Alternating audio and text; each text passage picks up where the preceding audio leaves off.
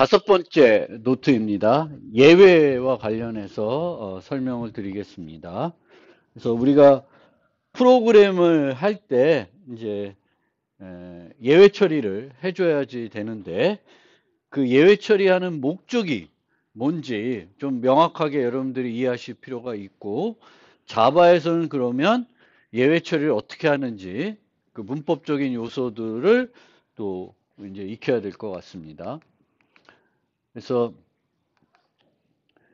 우리가 이제 함수를, 메소드를 구현할 때 이 메소드에서 해야 할 일이 뭔지 파악해서 제대로 구현을 해야 되겠죠.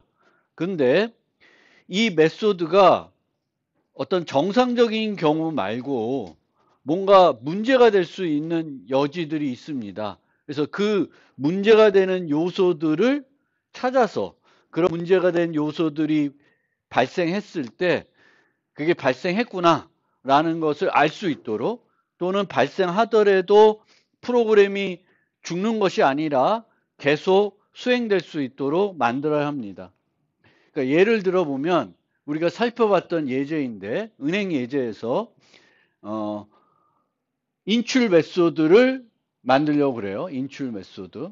그래서 인출 메소드를 정상적인 경우에 어떤 문제가 전혀 없다고 생각하면은 해야 될 일은 되게 단순합니다. 현재 잔액에서 주어진 인자만큼 빼주면 돼요. 그래서 정상적인 경우엔 간단한데, 그러면 그것만 하면 함수가 만들어진 거냐 완벽하게? 그렇진 않죠. 그래서 그 어떤 예외적인 상황이 발생할 수 있는지를 우리가 고려해야 되겠고, 이런 예외적인 상황들이 발생했을 때 예외 처리를 추가함으로써 문제들을 이제 발견할 수 있게 돼야 됩니다. 그러니까 여기서의 문제라기보다는 이것을 사용하는 쪽에서 어떤 문제를 일으킨 거죠. 인자를 원래 내가 기대하는 것과 다르게. 그래서 3장에서 설명드렸듯이 함수가 있으면 사전 조건, 사후 조건이 있는데, 사전 조건에 위배된 상태에서 메소드가 호출될 수가 있죠. 그러면 그걸 알아야, 또는 그거를 사용하는 사람한테 알려줘야 그 사용자가 내가 잘못 프로그램 했구나 고칠 수가 있어야 되겠죠. 그래서 함수를 만들 때 함수의 사전 조건이 뭔지 살펴봐야 되겠고, 가장 기본적으로는 이제 인자가 있으면 저 인자의 범위를 살펴봐야 돼요. 인트니까 마이너스 얼마부터 플러스 얼마까지 전체가 올 가능성이 있는 거죠. 그런데 내가 기대하는 범위는 그 전체가 아닐 수가 있죠. 이 withdraw의 경우에는 0인 경우도 이상한 거고, 0을 인출한다는 것도 말이 안 되는 거고, 논리적으로. 그 다음에 잔액이 있으니까 잔액보다 큰 금액을 인출할 수가 없겠죠. 그럼 그 내가 허용할 수 있는 범위가 뭔지를 보고, 그럼 그 허용하는 범위에 벗어난 값들이 오면 내가 어떻게 해야 되나? 그거를 이제 처리해야 되겠습니다. 그거를 우리가 예외 처리라고 하는 거고요. 이 예외 처리는 이제 뒤에가 설명되었지만 크게 두 가지 목적이 있습니다. 하나는 오류를 발견하기 위한 목적이고요. 코딩할 때 오류를 발견하기 위한 어떤 장치를 하는 게 예외 처리의 하나 목적이고, 또 하나의 목적은 이제 이런 비정상적인 경우가 발생했을 때 프로그램이 죽지 않고 계속 수행되도록 하는 거예요. 근데 오류 발견하기 위한 목적이면 프로그램이 죽어도 상관없습니다. 왜? 이거는 개발 과정에서 하는 거니까. 그리고 이런 코드들은 개발이 완료되고 나서 이게 절대 발생하지 않는다는 걸 확신하면 그 부분은 코드에서 제거할 수도 있습니다. 물론 내가 만드는 코드가 그 응용에서 쓰는 게 아니라 라이브러리로 만든다 그러면 그 부분은 계속 남아 있어야 되겠지만, 그게 아니라 요 응용에서만 쓰는 어떤 클래스를 만들었으면 거기에 들어있는 오류를 발견하기 위한 예외 처리들은 빼낼 수가 있습니다. 빼내도 절대 그게 발생 안 할 테니까 빼낼 수가 있는 거예요. 빼냄으로써 프로그램의 성능을 향상시킬 수가 있죠. 불필요한 조건 검사를 안 해도 되니까 이제 그렇게 생각하는 거고요. 그래서 이런 프로그램을 우리가 잘 효과적으로 짜는 것도 중요하지만 여러분들이 갖춰야 되는 능력 중에 하나가 어떤 함수를 만들 때 이 함수에서 어떤 예외적인 상황이 발생할 수 있는지를 잘 파악해낼 수 있어야 돼요. 그것과 또 맞물려 있는 게 내가 이 함수를 개발할 때 어떤 데이터로 테스트해 볼 건지 그거를 알아야 돼요. 어떤 문제가 발생할 수 있는지 알아야 올바른 테스트 데이터를 갖고 테스트해 보겠죠. 음수도 넣어보고 뭐 가장 큰 마이너스 값도 넣어보고 뭐 플러스도 넣어보고 이렇게 해야 되는 거죠. 범위를 생각해서 처리를 해봐야 됩니다. 그리고 좀 빼먹은 것도 있는데 우리가 정상적인 경우에도 프로그램 할 때 또 많이 좀 생각하는 것이 이제 모든 경우를 어떤 한 가지 코드로 처리하는 게 아니라 어떤 경우들을 또 나눌 수 있으면은 나눠 가지고 어떤 경우에는 만들어 놓은 코드로 처리하는 게 아니라 간단하게 처리할 수 있으면 또 간단하게 처리를 하는 그런 코드들도 넣겠죠. 예를 들면은 여기 보면은 가로 검사에서 문자의 가로를 검사를 해요. 가로가 올바르게 되어 있는지 가로로만 구성되어 있는 문자열이다. 그러면 가로는 항상 짝수로 되어 있어야 되죠. 그러면 내가 이거를 올바르게 검사하기 위해서 막 스택 갖고 뭐 어떻게 할 텐데 그거를 항상 해볼 필요가 없는 거예요. 왜? 처음에 들어오자마자 얘가 홀수면 길이가 홀수면은 그냥 폴스를 주면 돼. 얘는 유효한 가로일 수가 없잖아요. 그래서 정상적인 경우에도 내가 만든 코드로 무조건 처리하는 게 아니라 좀 더 간결하게 검사를 해서 내가 만든 이 정상적인 경우에 처리한 코드가 아닌 간단한 걸로 미리 파악해 볼 수 있으면은 파악해 가지고 거기서 끝내는 또는 제외를 시켜 놓으면은 이제 여기서 홀수인지 검사했으면 그 다음부터 내가 이거 돌릴 때는 뭘 가정하면 돼요. 요 코드는 짝수에 대해서만 돌아가는 코드로 만들면 돼요. 짝수, 홀수 다 되는 걸 만들 필요가 없죠. 그래서 이런 코드를 만들 때도 상황을 효과적으로 나눌 수 있으면 함수를 나눠 가지고 간단하게 검사하는 거죠. 뭐 앞으로 읽거나 뒤로 읽거나 이제 같은 경우에 그걸 팔린드롬이라는데 이런 팔린드롬 검사할 때도 길이가 1이거나 뭐 0이면 무조건 true를 준다든지 하나짜리면 무조건 팔린드롬일 거 아니에요. 뭐 이런 경우들을 우리가 이제 좀 추가를 하게 되면은 함수의 효율성을 조금 더 높일 수가 있습니다. 그러면 다시 예외로 돌아와서 예외라는 거는 정상적인 경우에는 일어나지 않지만 발생할 수 있는 문제를 우리가 예외라 하고 아까 말씀드린 것처럼 두 가지 목적이 있다라는 거죠. 오류를 발견하기 위한 것, 그 다음에 예외가 발생해도 프로그램이 죽지 않고 계속 수행될 수 있도록 하는 겁니다. 그런데 그 개발이 완료되어 사용하고 있는 배포된 소프트웨어도 예외가 발생할 수가 있습니다. 그래서 우리가 예측하지 않은 예외는 처리가 안 되겠죠. 그래서 우리가 처리한다는 거는 문제가 발생할 수 있다는 걸 미리 예측하지 않고는 처리를 못 하는 거예요. 그래서 그게 예외를, 그 문제를 미리 발견해내는 어떤 것들이 문제가 될 수 있는지 파악하는 능력이 개발자로서 되게 중요한 능력 중에 하나가 되겠습니다. 그리고 이런 배포된 버전에서도 예외가 발생할 수가 있는데 이때에는 기본적으로 세 가지를 보장해 줘야 된다고 합니다. 첫 번째가 문제가 발생했다는 것을 사용자한테 알려주는 거예요. 지금 정상적으로 동작을 안 한다. 그리고 왜 그 문제가 발생했는지를 얘기해 주고 보통은 이제 이런 예외들은 사용자가 극복을 할 수 있는 경우들이에요. 예를 들면은 우리가 게임을 만드는데 이제 좀 이따가 다시 하려고 현재까지의 그 위치까지를 저장하고 싶을 거잖아요. 근데 저장하려는데 파일이 시스템이 꽉 차서 저장이 안 돼. 저장이 안 된다고 프로그램 죽으면은 화나죠. 거기까지 다시 또 게임을 해야 되니까. 그러면 사용자한테 알리는 거죠. 파일을 저장하려고 했는데 공간이 부족하다. 그러면 사용자가 어떻게 하겠어요? 불필요한 파일들을 지우고 다시 시도할 수 있게 해줘야 되는 거지. 그래서 그런 것들을 해야 됩니다. 사용자에게 오류 사실을 알려야 됩니다. 또 더 이상 수행이 가능하지 않으면 현재 작업을 저장해서 다시 그 위치부터 할 수 있도록 이런 장치들을 넣어놔줘야 됩니다. 근데 이런 게 쉽지 않아요. 항상 이렇게 문제가 발생했을 때 상태를 저장해 주는 게 쉽지가 않습니다. 그래서 보통 우리들이 많이 쓰는 그 워드 프로세서가 아래 한글 같은 게 있는데 이 한글 같은 경우에는 어떻게 하죠? 갑자기 죽을 수가 있으니까 어떻게 해? 계속 주기적으로 저장해 주는 옵션이 있죠. 그 옵션을 우리가 세팅해 놓으면 얘가 계속 주기적으로 저장을 해줘요. 그래서 갑자기 정전이 되더라도 그게 세이브된 게 남아 있는 거죠. 그런 것들을 해줘야 사용자가 편하게 프로그램을 사용할 수가 있습니다.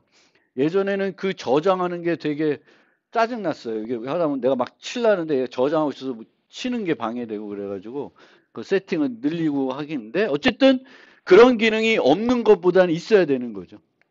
그 다음에 세 번째로는 우아하게 종료할 수 있어야 되는데 우아하게 종료된다는 거는 이제 그 내가 이 프로그램이 죽는다고 시스템이 죽으면 안 된다는 거예요. 근데 그거는 보통은 소프트웨어 내가 개발자의 문제라기보다는 운영체제가 잘 못 만들어져 있는 경우가 더 많습니다. 그래서 우리가 신경 써야 될 부분은 이제 이런 오류 사실 알리고 그 이제 죽더라도 사용자가 그 위치부터 뭔가 손해보지 않고 뭔가 할 수 있도록 장치를 해줘야 되는 것들이 이제 예외 처리에서 필요한 것입니다.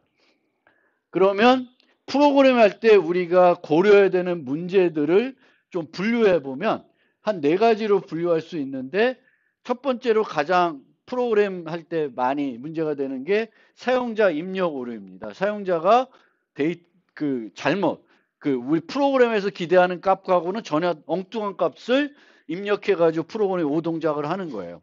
근데 저 사용자 입력 오류는 우리가 예외 처리를 하는 것보다 더 중요한 게 뭐냐면은 인터페이스를 잘 만들어서 사용자 입력 인터페이스 잘 만들어서 사용자가 엉뚱한 값들을 입력 못하게 만드는 게 더 중요한 겁니다. 예외 처리보다. 그러니까 예를 들면 날짜를 입력하는데 이런 3가지 방법은 엉뚱한 날짜를 입력할 수가 없죠.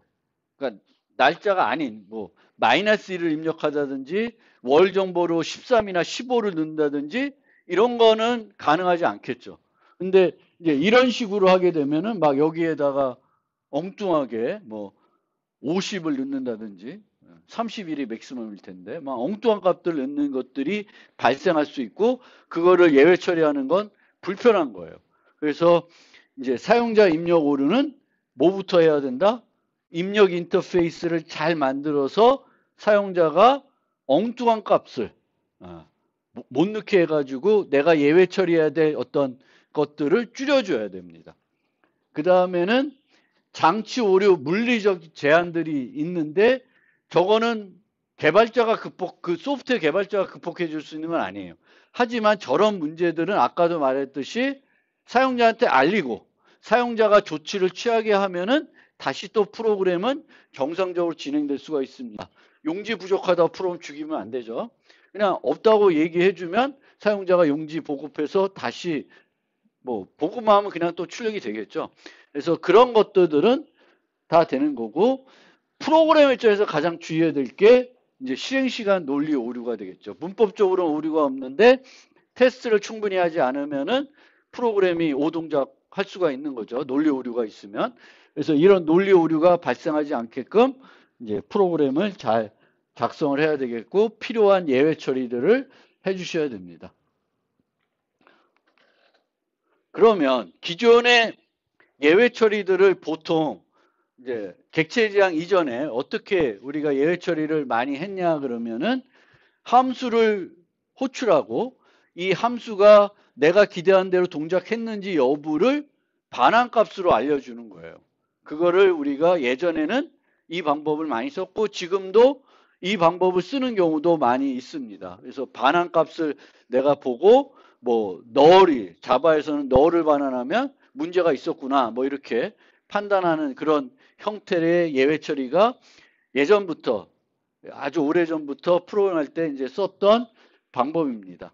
만약에 그런데 반환값을 통해서 C에서 반환값을 통해서 문제가 있었다는 거 알리기 어려울 경우에는 어떤 방법을 썼을까요? 반환값으로 알리기 어려워. 왜냐하면 반환값이 다 의미가 있어요.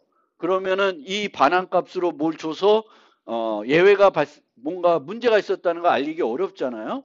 그러면 이제 어떤 방법을 썼을까? 예전 C 같은 데서 반환값을 알리기가 어려워. 예전 C에서는 전역 변수를 썼어요. 전역 변수 하나 두고 전역 변수를 이제 들어갈 때 오류가 없는 걸로 세팅을 하고 아니면 함수에서 처음에 할 수 있죠. 세팅을 한 다음에 하다가 문제가 생기면은 함수를 중단하면서 오류 코드를 전역 변수에 세팅하는 거예요. 그러면 나는 끝나고 반환값을 보는 게 아니라 그 전역 변수를 살펴봐서 문제가 있었는지 없었는지 문제가 있었으면은 뭐 오류 코드를 따라서 뭔가 또 조치를 하는 그런 형태의 프로그래밍들을 많이 했습니다. 그래서 이렇게 예전에 했던 방법 외에 문제점은 뭐냐 하면은 한 6가지 문제점이 있습니다. 첫 번째가 좀 번거롭다는 거예요. 물론 현재의 예외 처리 방법도 번거롭지 않냐? 그건 아닌 것 같고 여전히 예외 처리하는 건 번거롭습니다. 그 다음에 두 번째로는 적절한 오류 코드를 반환하는 것이 어려울 수가 있고요. 그럴 때 이제 예전에는 전역 변수를 썼었다라는 거고요. 오류를 처리한 위치에 대한 유연성이 없습니다. 즉, 이 유연성이 없다는 거는 요 함수를 치라고 바로 검사해서 조치를 하지 않으면 보통은 그 오류가 계속 누적되기 때문에 영향을 줘야 돼요. 그래서 바로바로 조치를 하지 않으면은 더 큰 문제가 발생할 수가 있습니다. 그래서 예전 방식에서는 함수에서 결과값을 오류를 알렸으면은 그걸 조치하지 않고 계속 뭔가 다른 걸 수행한다? 그러면 더 큰 문제가 발생할 수가 있습니다. 그래서 바로바로 조치를 취해줘야 됩니다.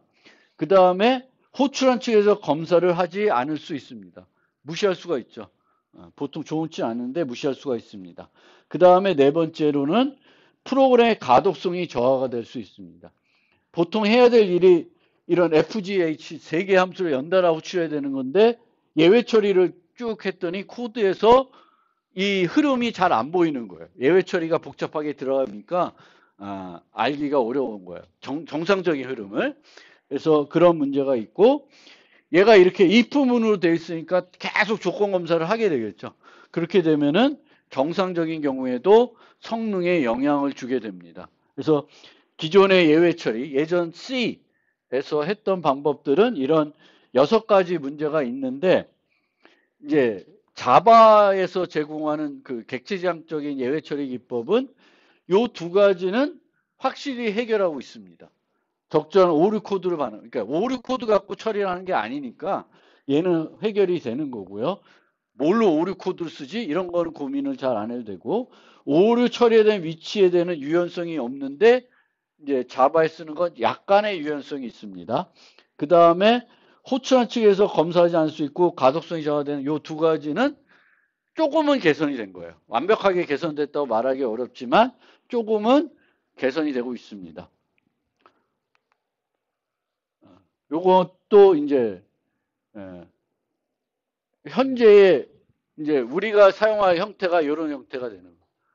그래서 예전에는 이제 만약에 이제 코드를 만들면 이런 식으로 if 해가지고 막 이게 코드를 읽기가 되게 힘들고 코드가 난해한데 이제 얘를 지금의 우리가 try catch라고 하는 형태로 코드를 작성하게 되면은 정상적인 경우에 하는 코드는 요 try 안에만 살펴보면 되는 거예요.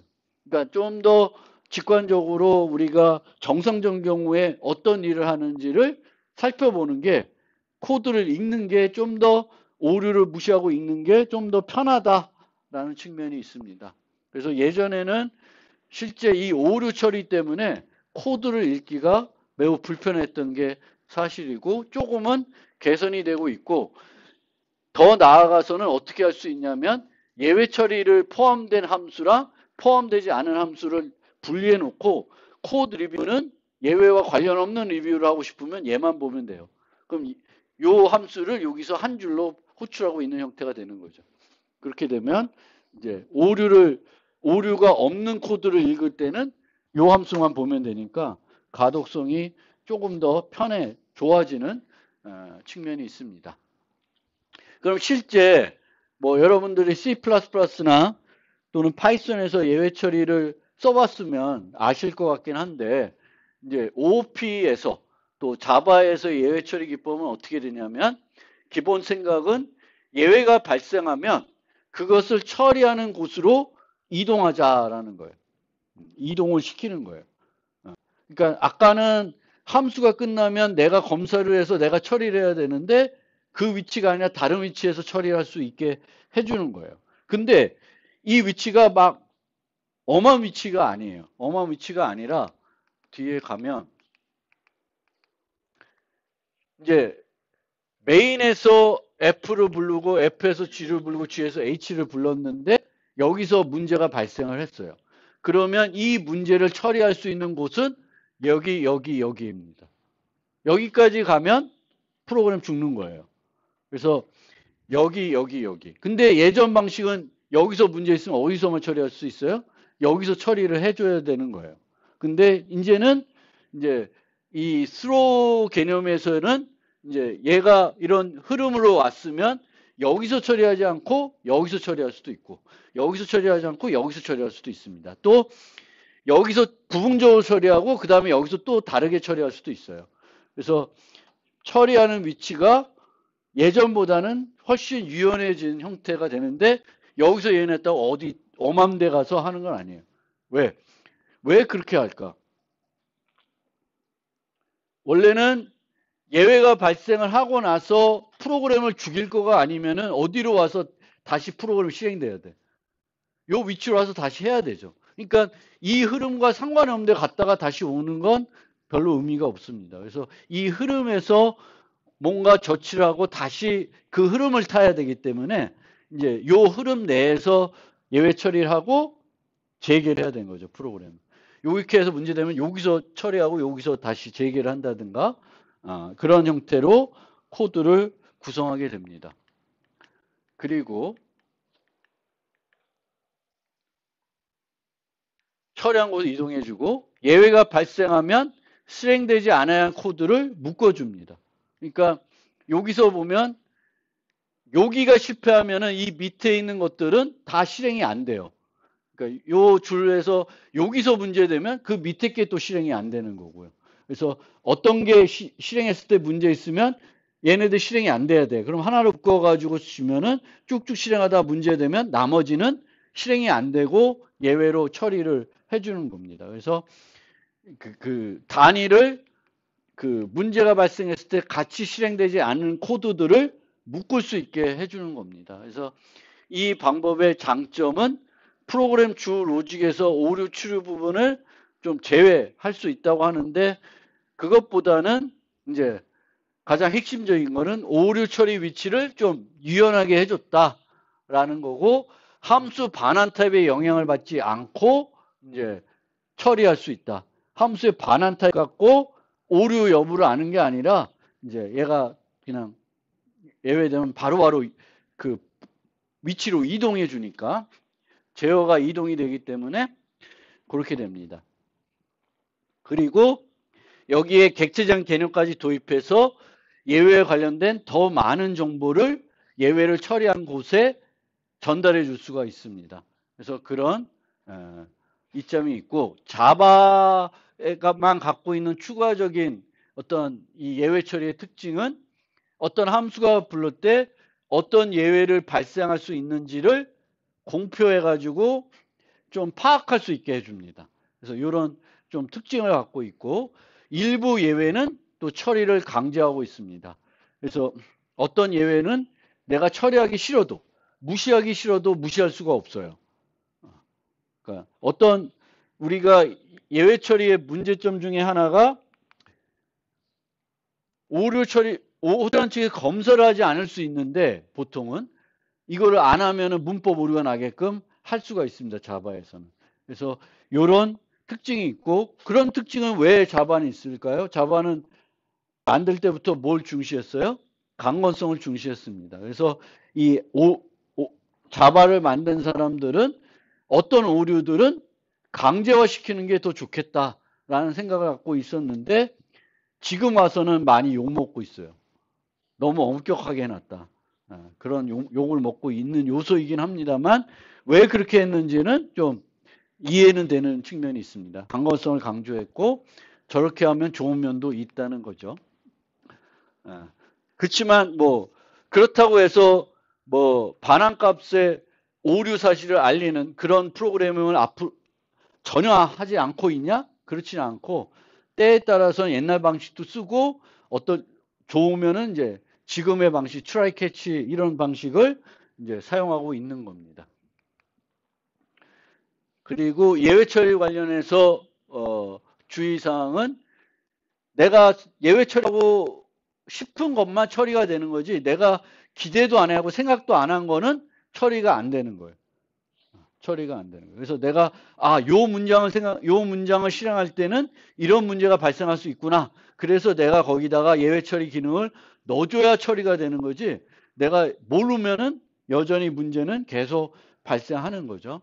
그래서 그렇게 되겠고 완벽하게 예외 처리를 하면은 프로그램의 강건성을 높일 수 있습니다. 그래서 예외 처리하는 거의 목적 중에 하나는 오류 발견이다.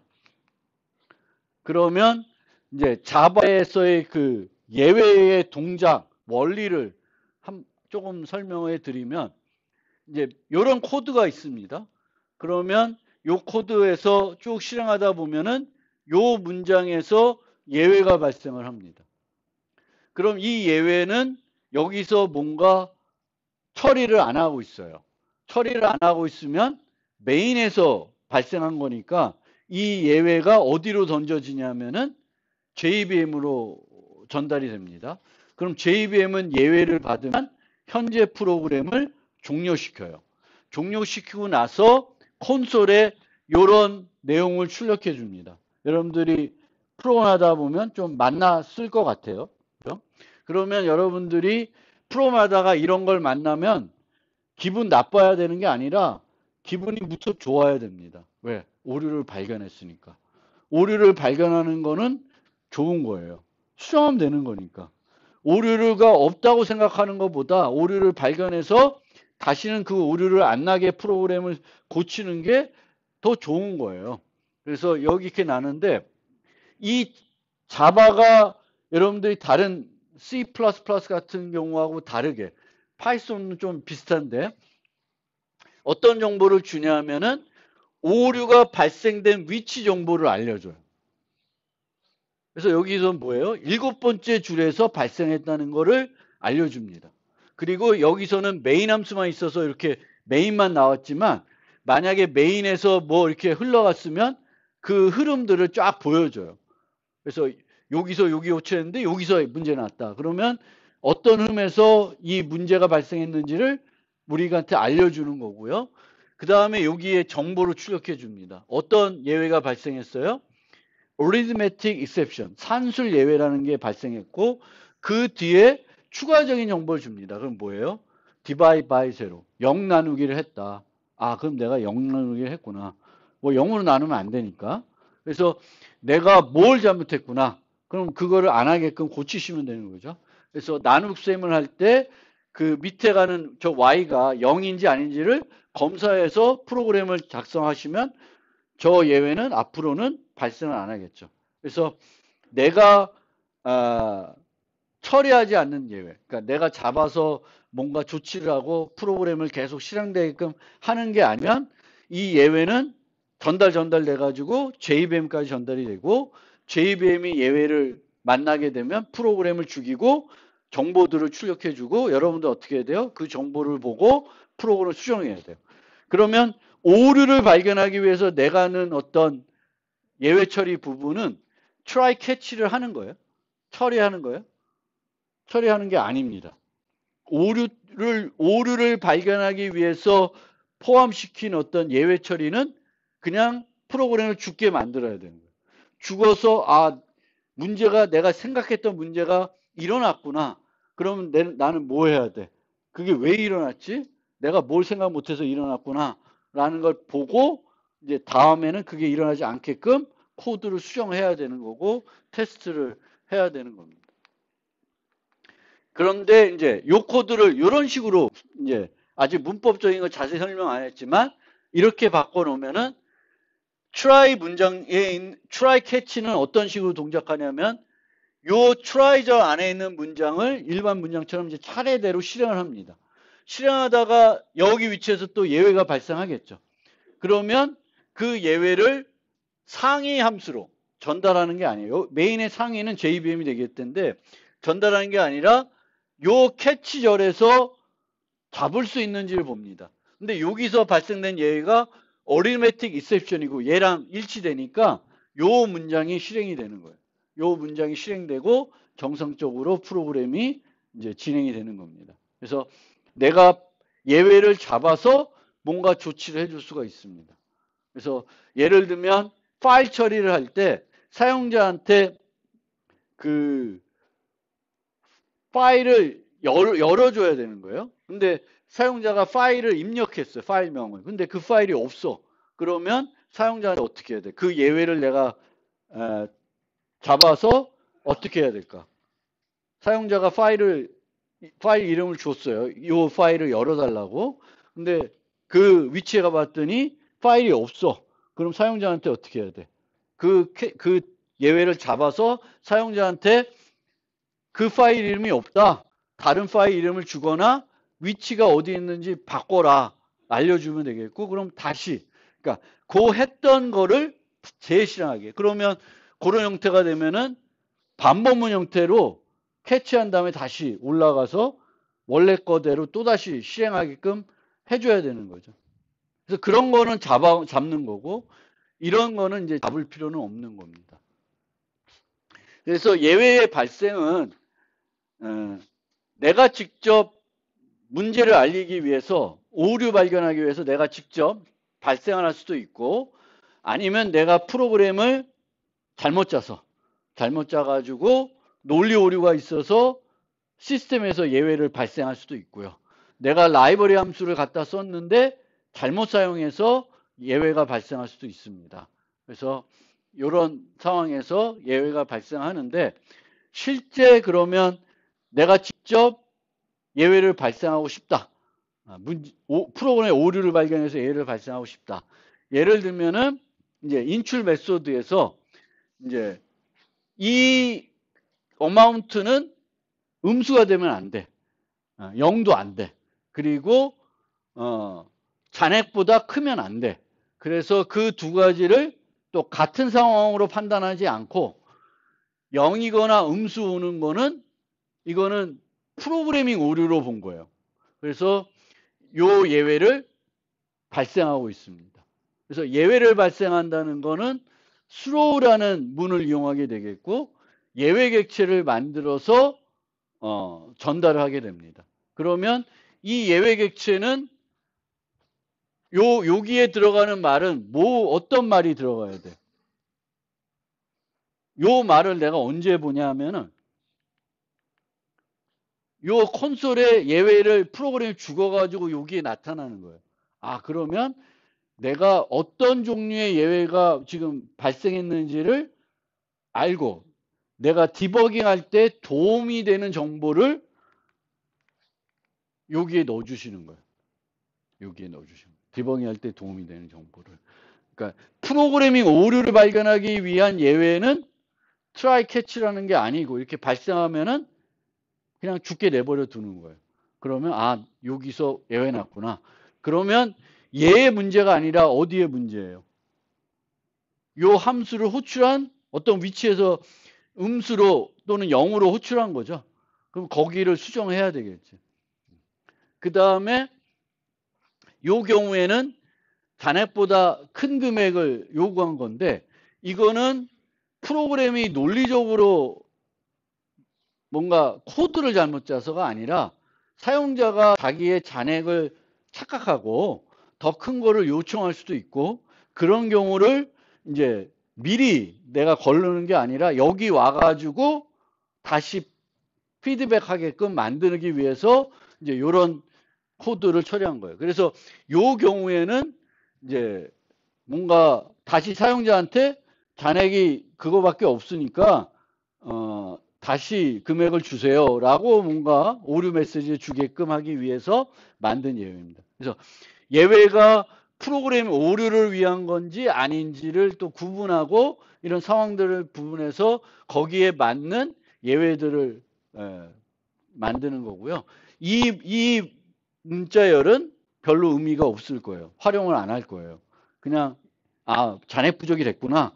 그러면 처리할 것이 사용자한테 다시 또 뭔가 잘못 요청했습니다라는 메시지를 이제 보여줄 것입니다. 그래서 이제 수로 내가 어떤 문제가 발생할 수 있다는 것들을 이제 예측을 하고 실제 그 문제가 발생하면은 예외를 발생시키는 거고 예외를 발생시킬 때 사용하는 문법이 throw라고 하는 거고 throw 다음에는 객체가 와야 되는데 객체를 미리 생성할 수도 있지만 보통은 throw 그 다음에 객체를 요때 new 합니다.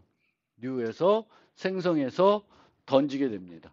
그래서 throw는 이런 거고 그러면 이 throw는 이런 식으로 여기서 throw가 만나면 이 함수는 종료가 돼요. 종료가 되고 상위로 그 예외 객체가 전달돼요. 그럼 여기서 try catch로 그 예외를 잡으면은 여기서 또 그 처리하는 건데 여기에 그게 없어. 그러면 그 예외는 다시 또 일로 가요. 그래서 어디까지 갈 수 있냐면 JVM까지 가는 거죠. 그럼 JVM이 가면 프로그램을 종료시키고 아까 봤던 그런 메시지를 콘솔에 출력해 줍니다. 그래서 프로그램 오류는 쭉 가서 여기까지 가게끔 내버려 두는 거고 프로그램 오류가 아니라 배포 버전에서도 계속 남아있어야 되는 오류는 이 위치 어딘가에서 잡아서 처리해서 다시 실행되게끔 프로그램이 죽지 않고 계속 실행되게끔 해주셔야 됩니다. 그래서 예외 객체는 보통 throw문에서 생성을 한다. 미리 생성해 놓을 수 있지만 일반적으로 throw문에 생성하고요. 예외 관련된 문자열을 예외 객체 생성의 인자로 전달하고 요 인자는 오류 발견을 위해서 사용할 때만 의미가 있고 오류 발견을 위해 사용하지 않을 때에는 보통 활용이 안 돼요. 그래서 그 콘솔 출력되는 걸 내가 보고 나한테 도움이 돼야 돼. 여러분한테. 여러분들이 뭔가 개발한다. 그럼 내가 그 콘솔에 프로그램이 죽었을 때 나타난 메시지를 보고 내가 디버깅 할 때 필요한 또는 알고 싶은 정보를 출력하게끔 거기다가 문자열을 넣어줘야 되는 거예요. 그래서 그거가 이제 그 요소가 되겠고요. 그리고 이제 자바에서는 시스템에서 만들어 놓은 예외들이 있습니다. 그 예외들이 있어요. 아까 보셨으면은 얘는 자바 라이브러리에 있는 예외예요. 예외 클래스예요.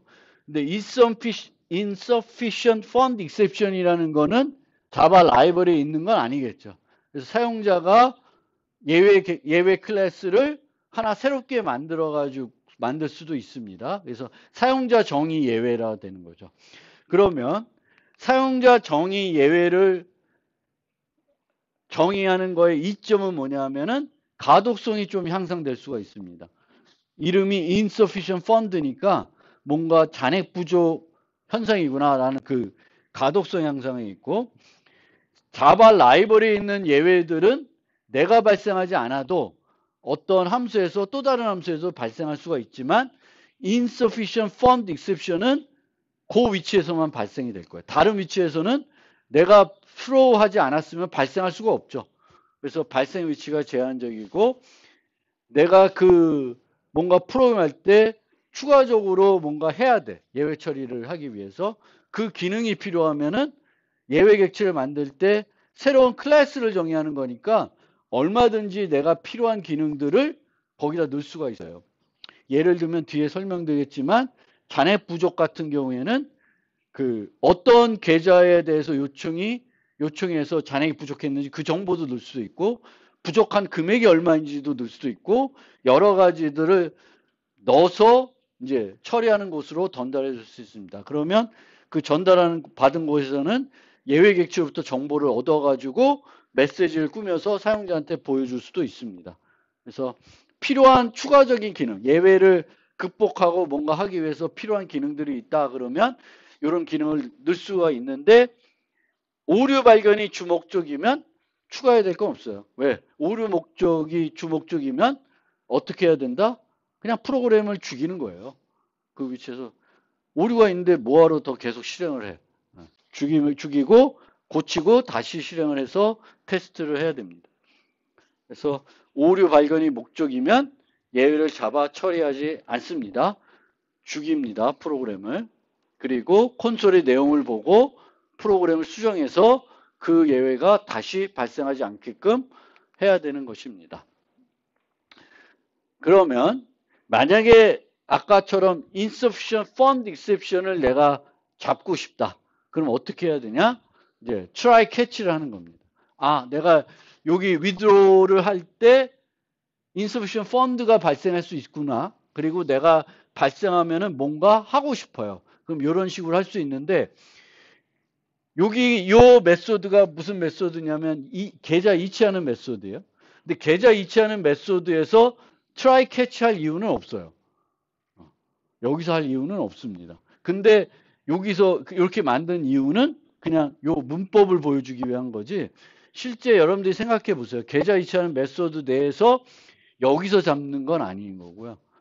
여기서는 그냥 얘가 발생할끔 하고 트랜스퍼를 호출하는 데서 뭐 insufficient fund가 발생했으면 거기서 처리하게끔 하면 될 거예요. 그래서 요거는 이제 문법을 보여드리기 위한 요소인 겁니다. 그래서 여기서 만약에 어떤 예외가 발생하는데 바로 잡고 다른 걸 통해서 뭘 하고 싶다. 그러면 이렇게 try catch를 하는 거고 요 try절에서는 여기서 나는 예외를 잡고 싶은데 여기서 예외가 나면은 요런 걸 하지 말아야 돼. 그러면 같이 try절에 넣어주는 거예요.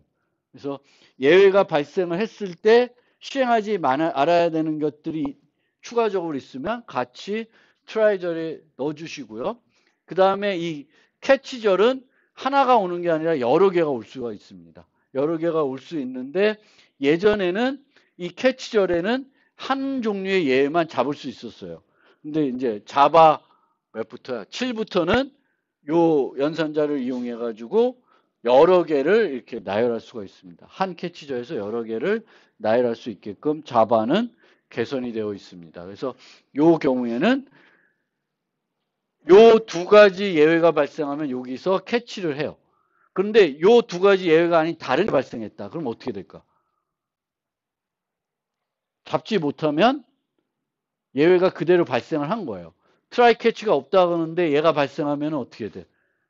이 함수는 비정상적으로 종료되고 그 예외는 상위 메소드로 이 트랜스퍼를 호출한 그 곳으로 또 이동을 하게 됩니다. 그래서 이제 try catch라는 또 그 예외를 잡을 때 쓰는 문이 있습니다. 그래서 이 캐치절은 그 다른 프로그램 요소하고 비교해 보면 뭐랑 유사하냐면 스위치문의 케이스절하고도 비슷한 면이 있어요. 왜냐하면 스위치의 케이스절은 케이스 A, 케이스 B 뭐 이렇게 해서 여러 개를 나열하듯이 여기도 캐치모에서 여러 개의 캐치절이 올 수가 있고요. 그런데 여러 개가 올 수 있다는 측면에서는 스위치의 케이스문하고 비슷한데 어떤 형태로 보면은 뭐랑 비슷하냐면 함수랑 비슷해요. 얘가 인자처럼 느껴지시면 돼요. 인자. 그래서 인자를 받아서 몸체가 요거다. 그래서 함수처럼도 보여지는 겁니다. 근데 이 뒤에 가서 설명드리겠지만 이제 이 캐치절은 여러 개가 올 수 있는데 그 순서가 되게 중요합니다. 순서가. 그래서 어떻게 하냐면 처음 캐치절부터 검사를 해요. 네가 할 수 있니? 못해. 그럼 그 다음 거랑 보고 그 다음 거랑. 순서가 되게 중요합니다. 순서가 있기 때문에 순서가 상당히 중요한 요소가 됩니다. 그래서 이 순서가 중요해요.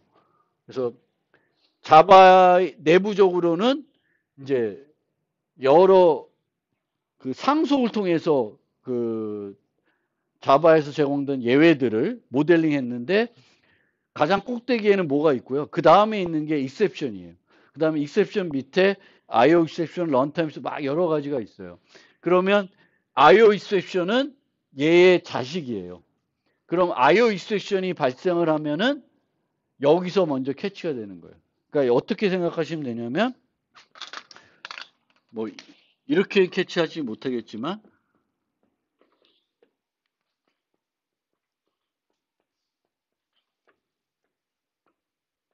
이런 식으로 좀 더 이해하기 좋게 펫의 자식이 강아지, 고양이가 있어요.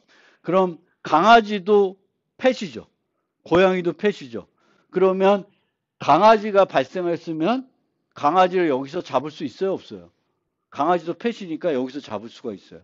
그럼 이 캐치절은 절대 실행이 될 수 없는 캐치절이 됩니다. 근데 거꾸로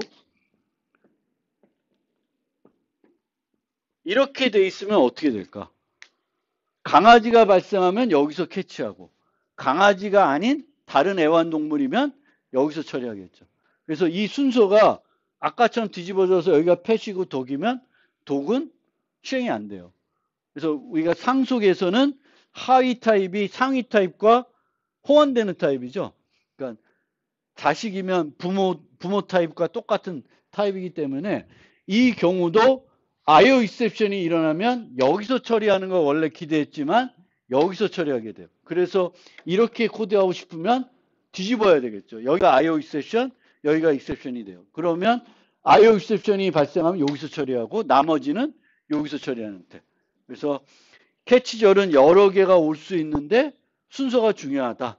왜냐하면 이 예외들은 상속에서 이렇게 계층적으로 모델링 되어 있기 때문에 그렇습니다.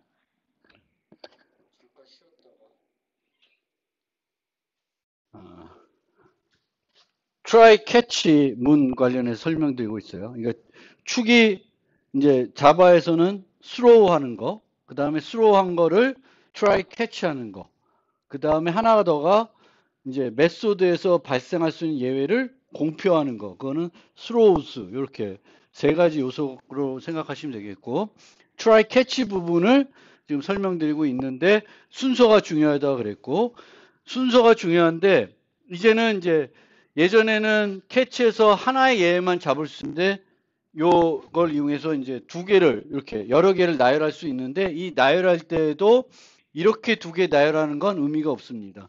왜냐하면 exception이 IO exception을 포함하고 있기 때문에 의미가 없습니다.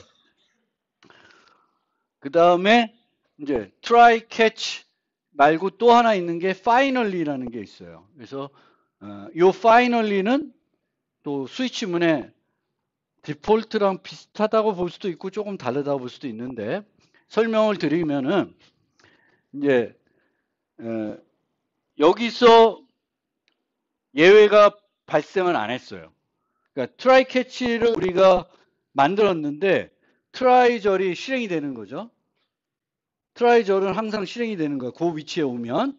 그래서 트라이에 있는 이 부분이 실행이 되는데 실행했는데 아무런 문제가 발생 안 했어요. 예외가 발생 안 했어요. 그러면 이 캐치 부분은 의미가 없습니다. 의미가 없는데 파이널리는 항상 실행이 돼요.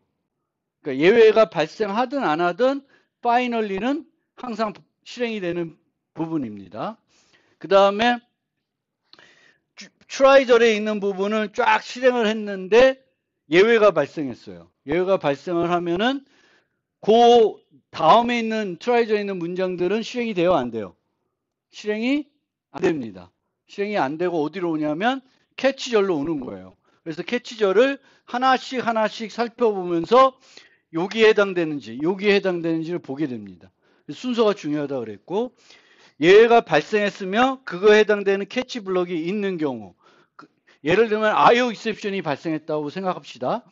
그럼 쭉 실행하다가 IO exception이 발생되면은 여기서 멈추고 일로 오고 요게 실행이 돼요. 여기 실행된 다음에 어디로 가요?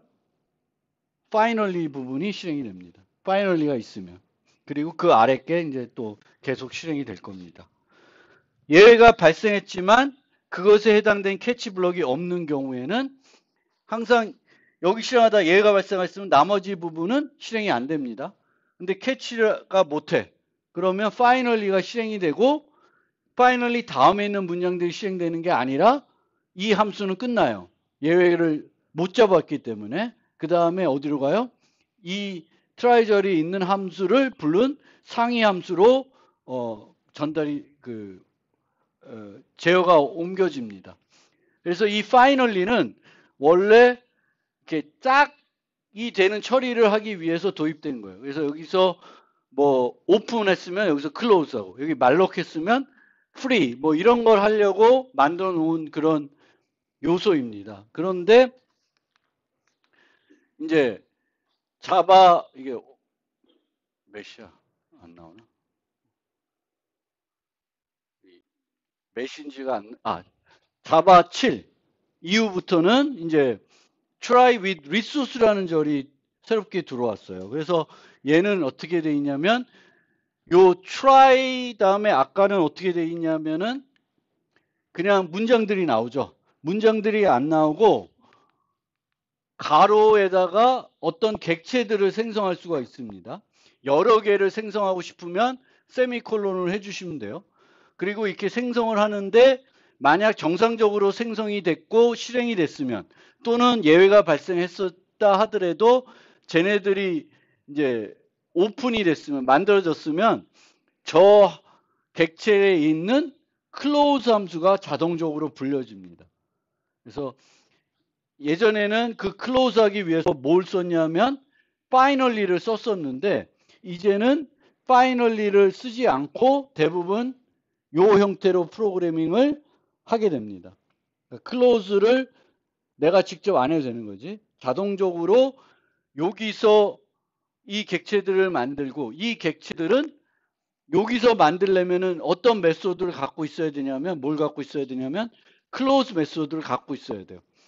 그럼 클로즈 메소드를 갖고 있는지 아닌지 어떻게 할까? 자바에서 어떤 클래스 객체가 어떤 함수를 갖고 있게끔 만들고 싶을 때 우리가 쓰는 방법이 뭐예요? 인터페이스.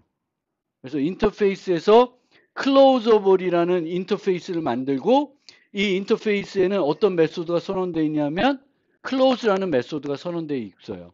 그래서 이 try with resource라는 데서 여기서 new할 수 있는 이런 애들은 다 어떤 애들이냐면 closeable 한 애들이에요. 즉 closeable 인터페이스를 구현하고 있는 클래스의 객체들이고 얘네들은 자동적으로 문제가 있었든 없었든 다 최종적으로는 클로즈를 해줍니다.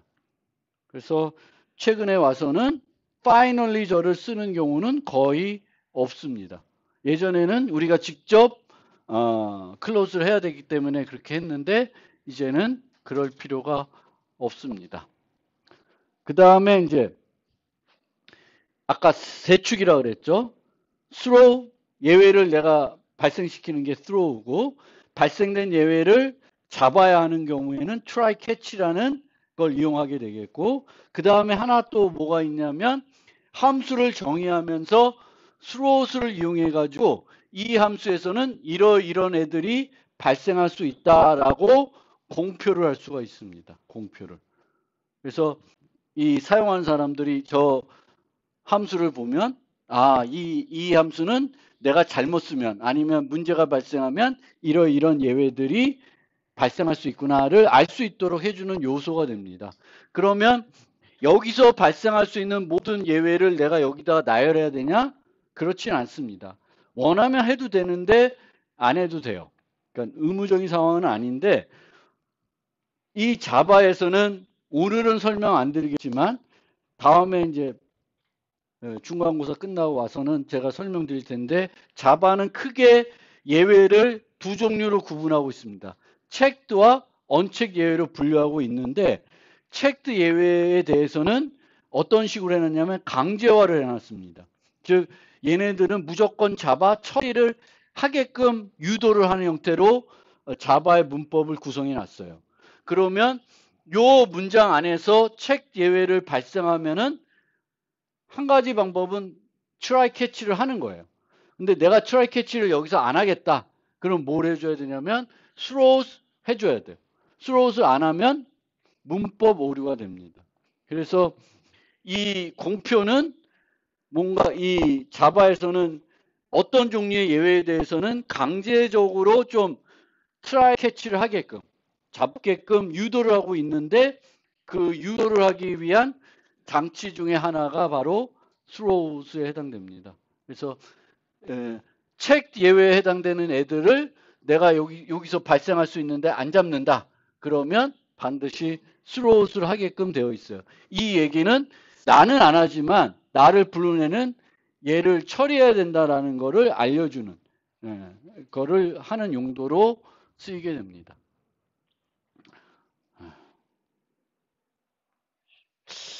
좀 더 할까?